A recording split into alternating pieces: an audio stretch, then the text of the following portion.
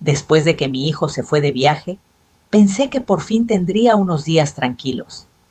Pero justo cuando estaba a punto de volver a casa, mi nieto de 7 años me apretó la mano con tanta fuerza que casi me dolió y susurró con la voz rota por el miedo: «Abuela, no vuelva a casa», se me heló la sangre. Antes de que pudiera preguntarle nada, agregó en un susurro desesperado: «Escuché a mi mamá planeando algo malo para usted esta mañana. Por favor, créame esta vez». Entré en pánico cuando entendí que ese miedo no era un juego infantil, era una advertencia. Nunca pensé que a mis 67 años aprendería que el verdadero terror puede venir envuelto en la voz temblorosa de un niño. Me llamo Teresa, aunque todos me dicen Doña Tere, y hasta ese día yo creía que mi vida ya estaba hecha, que lo más difícil había quedado atrás cuando enviudé. Me equivoqué.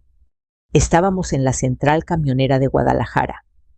El lugar estaba lleno de ruido, anuncios por altavoz, maletas rodando, gente despidiéndose con abrazos rápidos. Mi hijo Javier acababa de subir al autobús rumbo a Monterrey por un viaje de trabajo de 3 días. Antes de irse, me abrazó con fuerza. «Cuídese mucho, mamá», me dijo. «Y gracias por quedarse con Emiliano», siempre le respondí. «Es mi alegría». Mi nuera Camila estaba a mi lado. Sonreía como siempre, esa sonrisa dulce que mostraba frente a los demás. Acomodó el cuello del saco de Javier, le dio un beso rápido y luego se volvió hacia mí. «Mamá Tere, no se preocupe por nada. Yo me encargo de todo en la casa», dijo con esa voz suave que siempre usaba conmigo. Asentí. Nunca tuve motivos para desconfiar de ella. O eso creía. Cuando el autobús desapareció entre la fila de vehículos, respiré hondo. Pensé en el café caliente que me haría al llegar a casa en la novela que vería esa noche con Emiliano. Pero algo no estaba bien. Sentí una presión en la mano. Era mi nieto. Emiliano, mi niño callado, mi sombra desde que murió su abuelo, estaba demasiado quieto. Tenía la mirada fija en el suelo, los labios apretados. De pronto, se detuvo en seco, obligándome a parar con él. «¿Qué pasa, mi amor?», le pregunté, agachándome para quedar a su altura. Levantó la vista. Nunca olvidaré esa mirada. No era miedo común, no era un berrinche, era pánico. «Abuela», susurró mirando alrededor como si alguien pudiera escucharlo, «no vuelva a casa». Sentí que el corazón me dio un golpe seco. «¿Cómo que no vuelva a casa?», intenté sonreír. «Claro que vamos a volver, es tarde y tienes sueño». Negó con la cabeza con desesperación. Me apretó la mano con más fuerza. «No, no podemos. Esta mañana escuché a mi mamá hablando por teléfono. Dijo que hoy iba a pasar algo malo con usted». Mi primera reacción fue negar. Siempre hacemos eso, no proteger a nuestros hijos, a nuestra familia, incluso cuando algo no encaja. «Emiliano, a veces los niños escuchan cosas y las entienden mal», le dije con suavidad. «Tu mamá jamás haría algo malo». Pero él comenzó a temblar. «Por favor, abuela, esta vez créame». Esas palabras me atravesaron como una aguja. Esta vez, porque no era la primera. Recordé otras ocasiones en las que me había dicho cosas raras, que su mamá se enojaba cuando yo entraba a la oficina, que escondía papeles, que le decía que no tocara nada de la abuela. Yo siempre había minimizado todo. «Son cosas de adultos», le decía. Miré a mi alrededor. La central seguía igual de ruidosa, igual de indiferente. Nadie notaba que mi mundo acababa de tambalearse. «Explícame despacio», le pedí, tratando de que mi voz no temblara. Emiliano respiró hondo. «Hoy me desperté temprano y fui por agua». Mamá estaba en la sala hablando bajito. «Dijo que usted ya estaba grande, que si firmaba hoy ya no iba a volver a mandar. Dijo algo del doctor y que papá no debía saber todavía». Sentí un frío recorrerme la espalda. Firmar. Doctor. Palabras sueltas pero peligrosas. Mi mente empezó a buscar excusas. Camila solo quiere ayudarme. Seguro hablaba de otra cosa. Pero al mismo tiempo comenzaron a aparecer recuerdos que había guardado en un rincón. Camila pidiéndome mis documentos para un trámite, insistiendo en que era mejor que ella los guardara. Su molestia cada vez que yo hablaba de la casa de que estaba mi nombre. Su insistencia en acompañarme a todo. Abuela, repitió Emiliano con lágrimas en los ojos, tengo miedo. Lo abracé ahí mismo en medio de la central camionera. Sentí su cuerpecito temblar contra el mío. En ese momento entendí algo. Con una claridad dolorosa, un niño no inventa ese miedo. Está bien, mi amor, le susurré al oído. Te creo. Cuando dije esas palabras, su cuerpo se relajó un poco, como si hubiera estado sosteniendo la respiración todo el día. No sabía qué hacer. No podía volver a casa sin pensar en lo que había escuchado. Tampoco podía acusar a mi nuera sin pruebas. Pero había algo que sí podía hacer, no regresar todavía. Vamos a ir por un refresco, le dije. Y luego... vamos a pensar. Caminamos hacia el estacionamiento. Cada paso me pesaba como si llevara piedras en los zapatos. Me subí al coche con manos temblorosas y arranqué. En lugar de tomar la ruta directa a casa, giré hacia una calle paralela desde donde se podía ver nuestra fachada a lo lejos. Apagué el motor y las luces. Desde ahí, nuestra casa se veía tranquila como siempre. Las mismas ventanas, el mismo árbol en la banqueta. Todo parecía normal. Demasiado normal. Aquí vamos a esperar un poquito, le dije a Emiliano. Nos quedamos en silencio. Yo rezaba para estar exagerando, para que todo fuera un malentendido.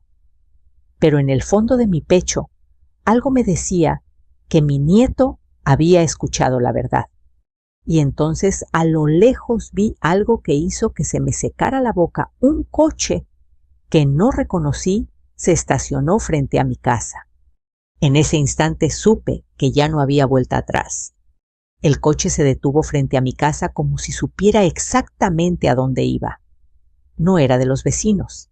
Lo reconocí de inmediato porque en esa calle todos nos conocemos. Todos sabemos quién llega y quién se va. Ese vehículo oscuro, sin calcomanías ni señales, no pertenecía a nadie del barrio. Sentí que el estómago se me cerraba. «Abuela», susurró Emiliano desde el asiento del copiloto. «Es ese». El de esta mañana, pregunté sin apartar la vista de la casa. Asintió. Apreté el volante con tanta fuerza que los nudillos se me pusieron blancos. Desde nuestra posición parcialmente escondidos por la sombra de dos jacarandas, podíamos ver la puerta principal con claridad. El coche apagó el motor. Durante unos segundos no pasó nada. El silencio era tan denso que podía escuchar mi propia respiración. La puerta del coche se abrió y bajó Camila.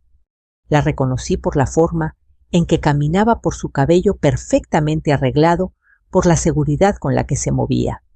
Llevaba una carpeta gruesa bajo el brazo, de esas color manila, que se usan para documentos importantes. Detrás de ella bajó un hombre de traje gris, corbata oscura, aspecto serio. No era joven, tampoco anciano. Tenía esa apariencia que tienen los que están acostumbrados a que nadie les haga preguntas. «Ese señor», murmuró Emiliano, «vino ayer también». Tragué saliva. Camila sacó las llaves y abrió la puerta de mi casa sin dudar, como si fuera suya. Ni siquiera volteó a los lados. El hombre la siguió. La puerta se cerró detrás de ellos.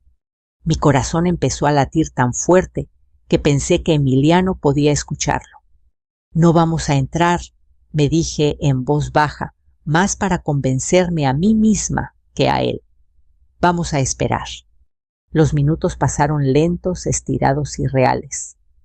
Emiliano Se encogió en su asiento, abrazando su mochila. Yo miraba la puerta, rezando por no saber, por no confirmar lo que ya sospechaba. Pero el destino no me dio ese consuelo. La puerta se abrió de nuevo. Camila salió primero. Su rostro había cambiado. Ya no tenía esa sonrisa amable. Ahora parecía concentrada, tensa. El hombre salió detrás. Ella dijo algo en voz baja, pero el viento trajo hasta nosotros una frase que me heló la sangre. ¿Con esto ya no hay marcha atrás? Si se complica lo del doctor. El hombre asintió. Cerraron la puerta, subieron al coche y arrancaron. Abuela. ¿Qué quiere decir eso?, preguntó Emiliano con un hilo de voz. No supe qué responderle, porque en mi cabeza, como piezas de un rompecabezas cruel, todo empezaba a encajar. Firmar. Doctor. Ya no volver. Palabras que juntas dibujaban un plano oscuro. Arranqué el coche y lo seguí a distancia. No pensaba perderlos de vista. El trayecto fue corto. Doblamos 2 calles, luego una avenida, hasta que se detuvieron frente a un edificio antiguo de fachada beige, con un letrero discreto junto a la puerta notaría. Sentí un mareo. «Quédate aquí, mi amor», le dije a Emiliano, estacionando a media cuadra. «¡No te muevas!». «No, abuela», me agarró del brazo. «No me dejes solo». Lo pensé un segundo, no podía dejarlo. «Está bien», cedí, «pero no salgas del coche». Bajé despacio y me acerqué lo suficiente para escuchar escondida detrás de un poste. La puerta de la notaría estaba entreabierta. Dentro el aire olía a papel viejo y café recalentado. Escuché el sonido de una impresora, el golpe seco de un sello. Camila hablaba. «Mi suegra está grande», decía. «A veces se confunde. Es por su bien. Yo solo quiero ayudarla». El hombre de traje respondió con voz neutra. «Necesito que ella firme el poder. Sin eso no se puede avanzar». «¡Poder!». La palabra resonó en mi cabeza como un martillo. Un poder legal, una autorización, algo que podía quitarme el control de todo lo que era mío. Me llevé la mano al pecho. Recordé cada vez que Camila me había pedido que firmara algo sin preocuparme, cada vez que me decía, «Confía en mí, mamá Tere». Recordé cómo se ofreció a llevar mis documentos para cuidarlos mejor. Yo, tonta, se los había dado. «Abuela». La voz de Emiliano me sacó de mis pensamientos. Estaba a mi lado, había salido del coche sin que lo notara. «Escuche». Camila volvió a hablar, ahora más baja, más urgente. «Si hoy no firma mañana, la llevo a que la revisen. El doctor va a decir que ya no está bien, y entonces yo puedo decidir por ella». Sentí que las piernas me fallaban. Emiliano me miró con los ojos muy abiertos. «Eso dijo», susurró. «Eso escuché esta mañana». En ese momento supe que mi nieto había dicho la verdad desde el principio. No había exagerado. No había malinterpretado nada. Camila planeaba quitarme mi casa y mi voz usando mi edad como excusa.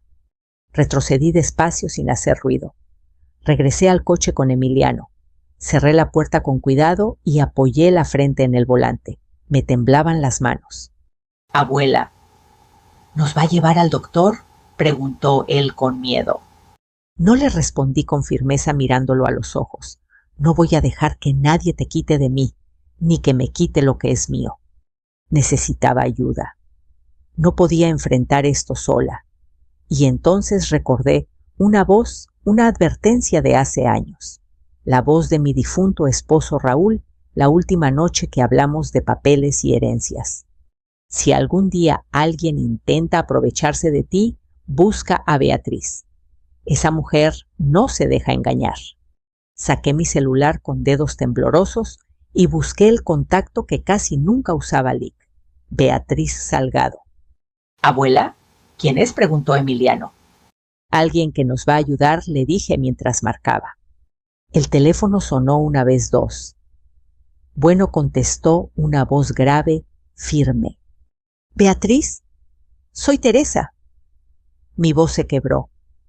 Creo que mi nuera quiere quitarme mi casa y llevarme a un doctor para decir que estoy loca. Hubo un silencio breve al otro lado. Luego su voz cambió de tono. —¿Dónde está usted ahora, doña Teres? Miré la notaría luego a mi nieto.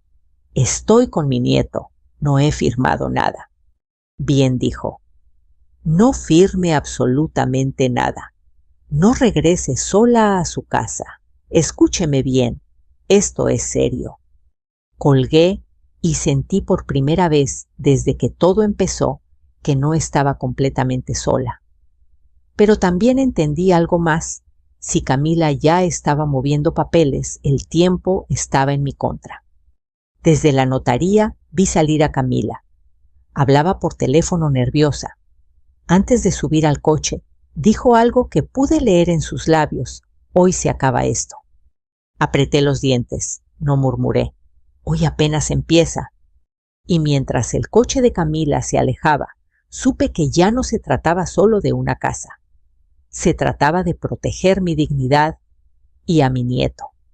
No regresé a casa esa tarde, ni esa noche. Después de colgar con la licenciada Beatriz, conduje sin rumbo fijo durante unos minutos, solo para calmar el temblor en mis manos y ordenar mis pensamientos. Emiliano permanecía en silencio, mirando por la ventana, como si el mundo se hubiera vuelto de pronto un lugar peligroso. —Abuela, ¿hicimos algo malo? Preguntó de pronto, con esa culpa que solo los niños sienten cuando los adultos fallan. Sentí un nudo en la garganta. No, mi amor, le respondí. Hiciste algo muy valiente. Me protegiste. Eso pareció tranquilizarlo un poco, pero yo sabía que el miedo seguía allí, escondido en su pecho pequeño. Y también en el mío. Llegamos al despacho de Beatriz Salgado cuando ya estaba oscureciendo. El edificio era antiguo, de esos del centro de Guadalajara, que pasan desapercibidos. No había letreros llamativos, solo una placa de metal gastada que decía LIC. Beatriz Salgado, asesoría legal. Antes de que tocara el timbre, la puerta se abrió. Beatriz estaba allí. Una mujer de unos 60 años, cabello canoso, recogido en un chongo firme, lentes colgando de una cadena. Su mirada era aguda, directa, de esas que te hacen sentir vista de verdad. —Pase, Teresa, pase rápido —dijo abriendo más la puerta—. Y tú debes ser Emiliano. Él asintió sorprendido. —Hola —susurró. —Eres muy valiente —le dijo ella sin sonreír—. Ya lo verás. Cerró la puerta con 2 vueltas de llave y un cerrojo adicional.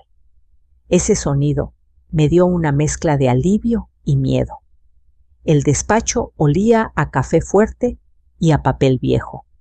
Había archivadores por todas partes, carpetas apiladas, fotografías enmarcadas de graduaciones antiguas. —Siéntese —me indicó—. Cuénteme todo, desde el principio, sin omitir nada. Y lo hice.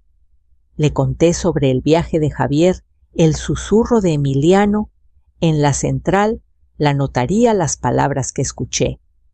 Mientras hablaba, Beatriz no me interrumpió ni una sola vez.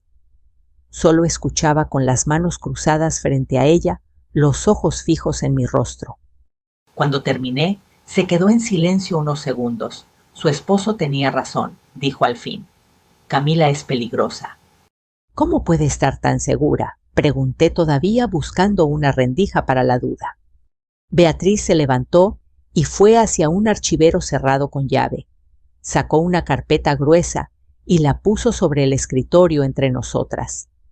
—Porque no es la primera vez que veo algo así —respondió—, y porque su nuera ya está cometiendo varios delitos. Abrió la carpeta y me mostró hojas impresas. Aquí está el registro de la notaría a la que fue hoy.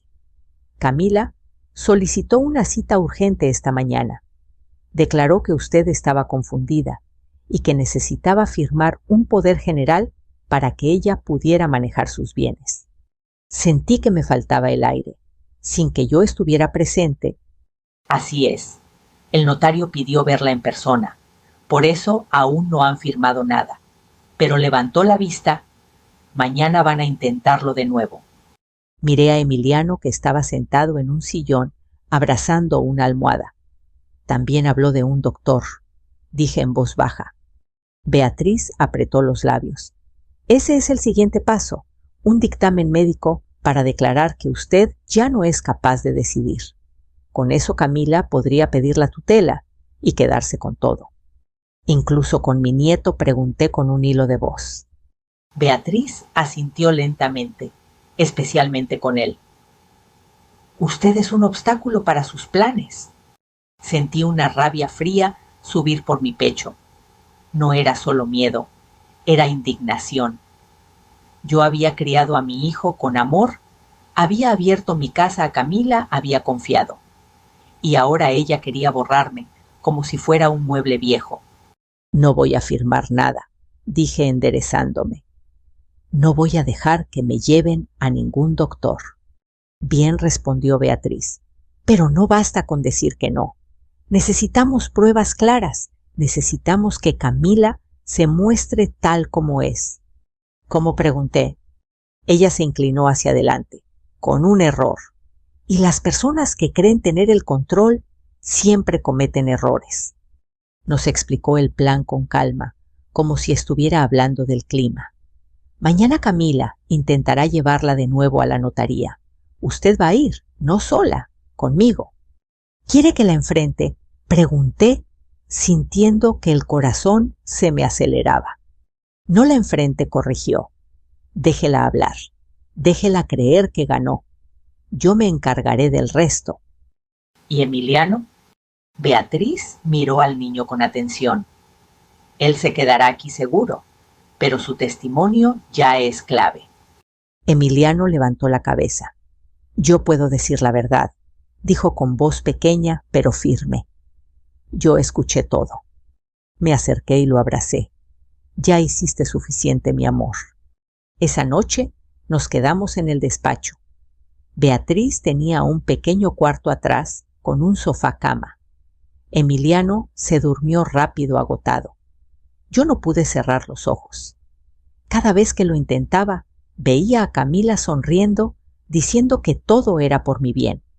Al amanecer, el teléfono de Beatriz vibró. Ella lo miró y sonrió de lado. Tal como lo esperaba, dijo. Camila acaba de escribirle al notario. ¿Quiere cerrar todo hoy? Sentí un escalofrío. ¿Y ahora? Beatriz se puso de pie y tomó su bolso. Ahora vamos a darle la oportunidad de decir frente a todos exactamente lo que piensa hacer con usted. Miré a Emiliano dormir ajeno por un momento a todo. Me prometí en silencio que nadie volvería a usar mi edad ni su inocencia en nuestra contra. Mientras salíamos rumbo a la notaría, entendí algo con una claridad brutal. Ya no era solo una abuela asustada. Era una mujer defendiendo su vida. La mañana amaneció gris, con ese cielo bajo que parece aplastar los pensamientos. Mientras avanzábamos en el coche de Beatriz, yo miraba mis manos apoyadas sobre el regazo. Temblaban. No de miedo, solamente, sino de una mezcla extraña de rabia y determinación. Nunca imaginé que tendría que defenderme así, y mucho menos de alguien a quien había llamado familia. Respire, doña Tere, dijo Beatriz, sin apartar la vista del camino. Hoy no vamos a pelear. Hoy vamos a observar. Asentí. Sabía que tenía razón. En el fondo, yo aún quería creer que Camila se detendría, que diría que todo había sido un malentendido. Pero esa esperanza se había vuelto frágil. Llegamos a la notaría poco antes de las 10. El edificio ya estaba despierto, gente entrando y saliendo, murmullos, el sonido seco de un sello golpeando papel. Ese ruido me hizo pensar en decisiones irreversibles. Beatriz estacionó y me miró con seriedad. Recuerde, no firme nada. No discuta. Si le piden algo, me mira a mí. Entramos juntas. El aire era frío, cargado de ese olor a papel y tinta que siempre me ha parecido solemne. Había una fila de personas esperando turno. Algunos hablaban en voz baja, otros revisaban documentos. Nadie sabía que para mí ese lugar se había convertido en un campo de batalla. Camila ya estaba allí. Se levantó apenas me vio. Su rostro mostró sorpresa por una fracción de segundo, pero enseguida recuperó la sonrisa. Esa sonrisa que ahora me parecía falsa, casi ensayada. Mamá Tere dijo acercándose con los brazos abiertos. «Qué bueno que vino. Estaba preocupada por usted». Di un paso atrás sin tocarla. «Buenos días», respondí con frialdad. Ella me miró de arriba abajo, evaluándome, y luego clavó los ojos en Beatriz. «¿Y ella es...?» «Soy su abogada», intervino Beatriz con voz firme. «Licenciada Beatriz Salgado». Camila parpadeó. Por primera vez vi una grieta en su seguridad. «Ah», murmuró, «no sabía que necesitábamos abogados. Esto es solo un trámite familiar». «Precisamente por eso», replicó Beatriz, «para evitar confusiones». Nos sentamos frente al escritorio del notario Ríos, un hombre de cabello canoso y lentes gruesos que nos observaba con atención. «Buenos días», dijo. Camila me comentó que su suegra necesitaba firmar un poder. Camila asintió rápidamente. «Sí, licenciado. Mi suegra está un poco desorientada últimamente. Solo queremos ayudarla». Sentí el golpe de esas palabras, desorientada, como si yo no entendiera nada. Apreté los labios para no responder. «¿Es eso correcto, señora Teresa?», preguntó el notario. Antes de que pudiera abrir la boca, Beatriz habló. «Mi clienta está perfectamente lúcida y no ha solicitado ningún poder». Camila soltó una risa nerviosa. «Ay, licenciada, no exagere. Mamá Tere sabe que es por su bien, ¿verdad?». Me miró con insistencia, como si me empujara a sentir. En ese momento comprendí algo doloroso. Camila no esperaba resistencia. Estaba acostumbrada a decidir por mí. No dije finalmente, «no es por mi bien». El silencio cayó como un golpe. El notario levantó la vista sorprendido. «¿Cómo dice?», preguntó Camila, forzando la sonrisa. «Mamá, hablamos de esto ayer». «No hablamos de nada», la interrumpí. «Usted habló, yo no acepté nada». Beatriz apoyó las manos sobre el escritorio. Además añadió, «tenemos motivos para creer que se intenta presionar a mi clienta, incluso con amenazas médicas». Camila perdió el color. «¿Amenazas? Eso es absurdo. Yo solo quiero que la revisen». «¿A su edad?» «Mi edad no me quita la cabeza», respondí sintiendo la voz más firme de lo que esperaba. «Y tampoco me quita mis derechos». Vi cómo Camila apretaba los puños. Su máscara comenzaba a resquebrajarse. «Si no firmamos hoy», dijo bajando la voz, «las cosas se van a complicar». «¿Eso es una amenaza?», preguntó el notario, frunciendo el ceño. Camila se dio cuenta demasiado tarde de lo que había dicho. «No, yo solo digo que...», balbuceó, «que luego no se quejen». Beatriz se recargó en la silla tranquila. «Licenciado Ríos, le solicito que deje constancia de que mi clienta rechaza otorgar cualquier poder y que se siente presionada por un familiar». El notario asintió lentamente y empezó a escribir. Fue entonces cuando Camila explotó. «Usted no entiende nada», me gritó. «Yo llevo meses arreglando esto. Usted ya no puede sola». Varias personas voltearon a mirarnos. Sentí el calor subir a mis mejillas, pero no bajé la mirada. «Tal vez no puedo sola», le respondí, «pero no por eso voy a desaparecer». Camila respiraba agitada. «Si no firma», escupió, «voy a llevarla con el doctor». y él va a decir lo que yo sé que va a decir. Ahí estaba, la confesión. Beatriz me miró apenas un segundo y supe que también ella la había escuchado. ¿Está admitiendo que planea declarar incapaz a su suegra sin diagnóstico previo?, preguntó Beatriz con calma peligrosa. Camila se quedó en silencio. Se dio cuenta de su error. Miró alrededor a la gente, observando al notario, tomando notas. «No saben con quién se meten», murmuró. «Sí sabemos», respondió una voz grave detrás de nosotros. Un hombre se acercó mostrando una identificación. Comandante Núñez, Policía Judicial. Sentí que el aire regresaba a mis pulmones. Camila dio un paso atrás. Esto es un malentendido», dijo ahora pálida. «Yo solo...». «Todo lo que diga puede ser usado», continuó el comandante. «Por favor, acompáñenos». Camila me miró por última vez. En sus ojos ya no había dulzura, solo odio. Mientras se la llevaban, mis piernas finalmente cedieron. Me senté agotada. Beatriz puso una mano sobre mi hombro. «Se acabó, doña Tere», dijo. «Ya no puede hacerle daño hoy». Miré el escritorio del notario, los papeles, el sello. Todo seguía allí. Pero yo ya no era la misma mujer que había entrado. Porque ahora sabía algo. Con certeza no estaba sola y no estaba indefensa.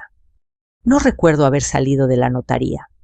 Lo siguiente que tengo grabado en la mente es estar sentada en el asiento trasero del coche de Beatriz, con las manos entrelazadas y la mirada perdida en la calle. Afuera, Guadalajara seguía su ritmo normal. Vendedores ambulantes, camiones, pasando gente apurada. El mundo no se había detenido, aunque para mí todo había cambiado. «Respire», me dijo Beatriz, entregándome una botella de agua. «Ya pasó lo peor. Por ahora». Tomé un sorbo. El agua me supo metálica. «¿De verdad se acabó?», pregunté. «¿O solo la hice enojar?». Beatriz no respondió de inmediato. Arrancó el coche y se incorporó al tráfico. «Las personas como Camila no se rinden tan fácil», dijo al fin. «Cuando pierden el control, se vuelven impredecibles». Esa palabra se me quedó clavada, impredecibles. «¿Y Emiliano?», pregunté de golpe. «¿Estás seguro?». «Está con mi asistente», respondió. «En un lugar que Camila no conoce». Asentí agradecida. Sentí un peso menos en el pecho, pero no del todo. Algo en mi intuición me decía que Camila no había dicho su última palabra. Beatriz me llevó a su despacho otra vez. Apenas entramos, su teléfono vibró. Miró la pantalla y frunció el ceño. «Es su nuera», dijo. «Está llamando sin parar». «No le conteste», le pedí.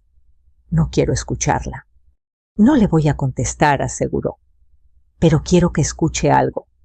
Activó el altavoz del buzón de voz. La grabación empezó con la voz de Camila, ya sin esa dulzura falsa. «Mamá Tere, esto se te salió de las manos», decía. «No sabes lo que acabas de provocar. Si no arreglamos esto hoy, vas a lamentarlo». Sentí un escalofrío.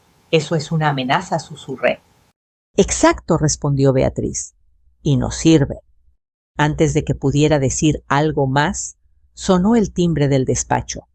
Beatriz se tensó. «Quédese aquí», me dijo. «No abra por nada». La vi caminar hacia la puerta y mirar por la mirilla. «Interesante», murmuró. «¿Qué pasa?», pregunté. Camila no vino sola. Mi corazón empezó a latir con fuerza. «¿Con quién está?». «Con 2 hombres», respondió en voz baja. «Y una mujer con uniforme médico». Sentí que el suelo se movía bajo mis pies. ¿Qué quiere decir eso?». Beatriz regresó conmigo cerrando bien la puerta. «Quiere llevarla», dijo. «Forzar una evaluación. Hacer creer que usted no está bien». «No pueden hacer eso», exclamé. «No pueden legalmente», corrigió. «Pero pueden intentar asustarla». Escuchamos golpes en la puerta. Mamá Tere, gritó Camila desde afuera. Abra, por favor, estamos preocupados por usted. Me levanté de un salto. No quiero verla, dije. No quiero que Emiliano vea esto nunca.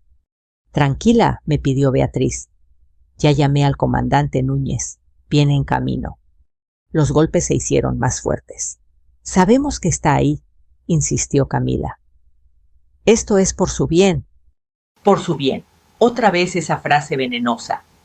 Abra la puerta, o vamos a tener que entrar, amenazó uno de los hombres. Beatriz se adelantó. No se mueva, me ordenó.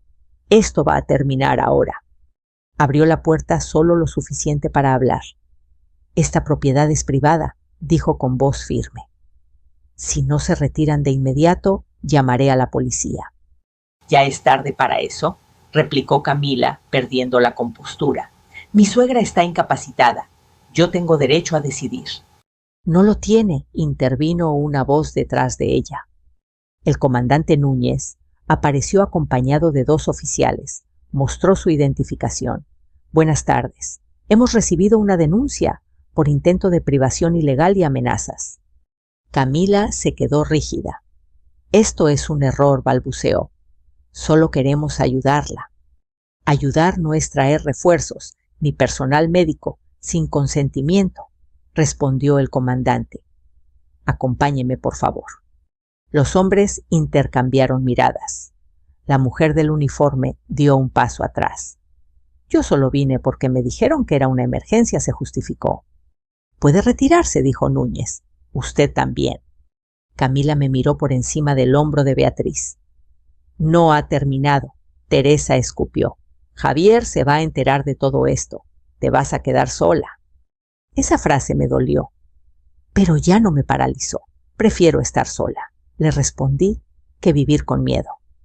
La vi ser llevada por los oficiales. Esta vez no gritó. Su rostro estaba duro calculando. Cuando la puerta se cerró y el silencio volvió, sentí que las fuerzas me abandonaban.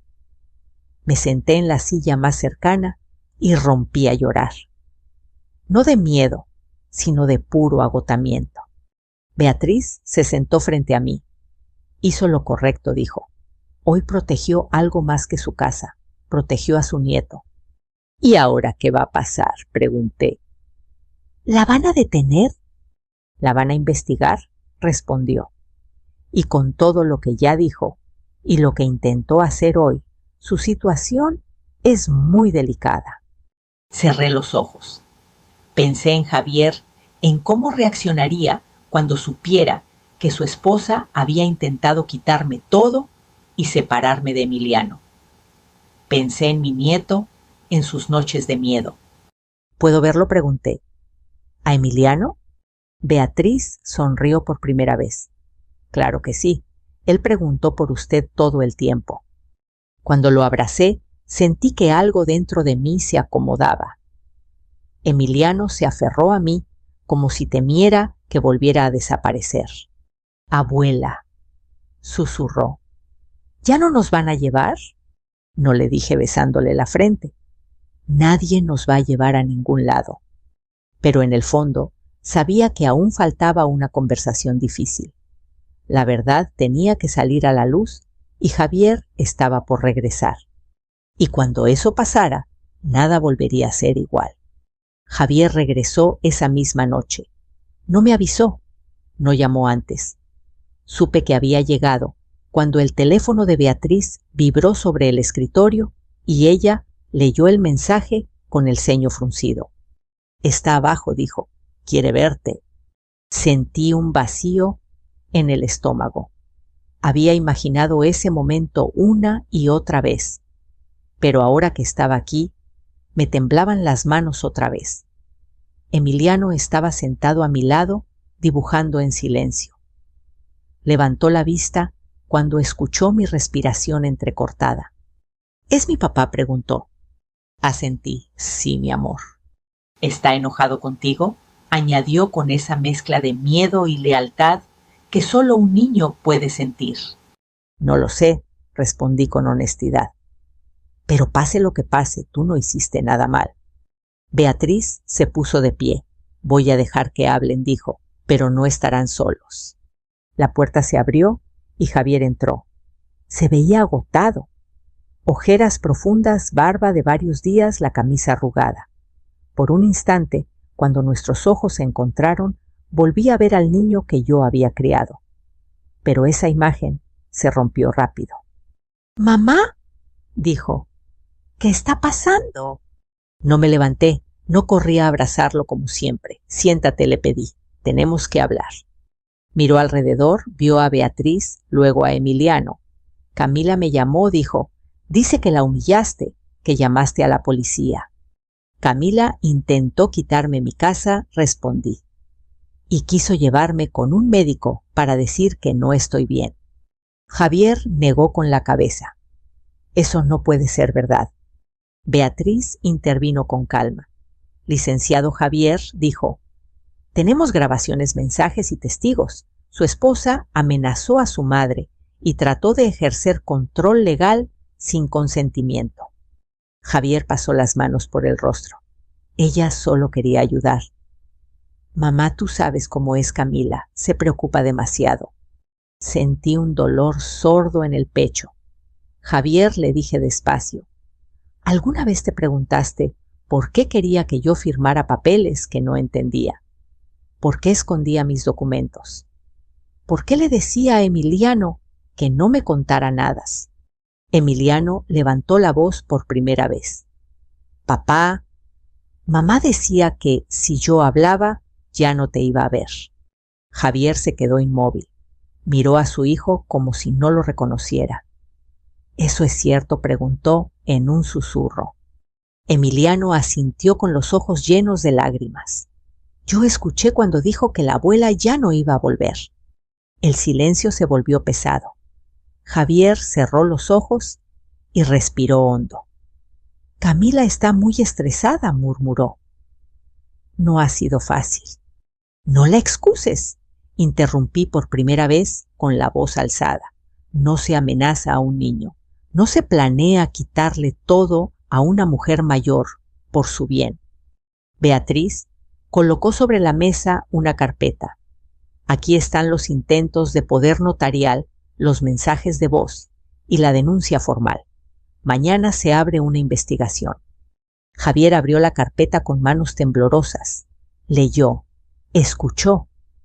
Cada página parecía quitarle un poco de color al rostro. ¿Sabías que intentó traer personal médico sin orden?, preguntó Beatriz. ¿Sabías que vino con 2 hombres a forzar una situación? Javier se dejó caer en la silla. No, susurró. No sabía nada de esto. Eso es lo más triste, le dije. Que no quisiste ver. Nos quedamos en silencio unos segundos. Afuera se escuchaba el ruido lejano de la ciudad. Adentro mi familia se desmoronaba. ¿Dónde está Camila ahora?, preguntó al fin. Con una orden de restricción provisional, respondió Beatriz. No puede acercarse a su madre ni a su hijo mientras se investiga. Javier levantó la vista alarmado. ¿Y Emiliano? Me acerqué a mi nieto y le pasé el brazo por los hombros. Emiliano se queda conmigo. Javier abrió la boca para protestar, pero Beatriz habló primero. Es lo más seguro para el menor y legalmente viable. Javier miró a su hijo. Emiliano no se movió. No pidió ir con su padre. Ese silencio dijo más que cualquier palabra. Papá, dijo Emiliano con cuidado. Yo te quiero, pero tengo miedo cuando mamá se enoja.